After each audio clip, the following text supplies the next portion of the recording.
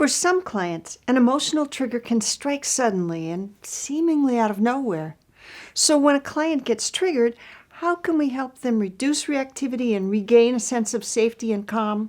Well, here Dr. Rick Hanson shares 3 practices that can soothe intense emotions, especially when anxiety gets triggered.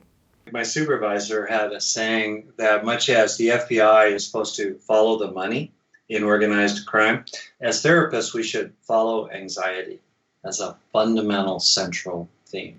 And arguably, in terms of the neural hardware that enables emotion, the first 2 emerge involve negative emotions having to do with fear and threat and aversion, disgust, fear, and rage. And then layered on top of that were more positive emotional capabilities. So fear is deeply, deeply primal. And I think it's helpful to be mindful of and accept and own and include that we're really a bunch of scared monkeys, moving down busy city streets with each other. So what to do about it? This is territory that I've been extremely interested in part because I'm anxious by temperament. And so I want to name 3 practices here. The first of these is what I call notice you're basically all right now. Tell the truth. Sometimes in the past you may not have been basically all right. In the future there might be moments you're not basically all right. But in most moments for most people, now and now and now, the heart is still beating. There's enough air to breathe. There's a basic okayness. The body's going on being. Around the edges there might be pain or irritation or something you're thinking about. But in the core of your being, you're basically all right. You have an opportunity to notice that.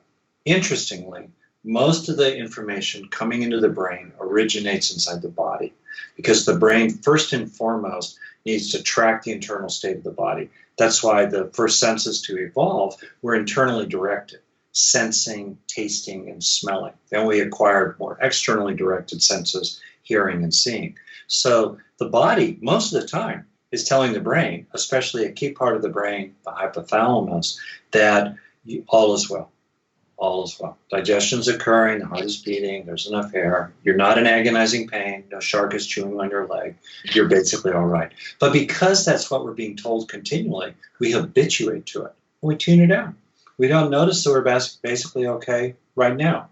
And so that's an incredible opportunity for people in general, and also especially for people grappling with issues of safety and anxiety, to be mindful of the felt sense many times a day, including in an extended way for a minute or 2 or 10, take it as your meditation object, the felt sense of basic all rightness, so that you can build up this ability to recognize in this moment, I'm basically all right, even as I remain vigilant and aware of threats and I mobilize appropriate coping, but without being invaded with anxiety and anger and helplessness in the core of my being.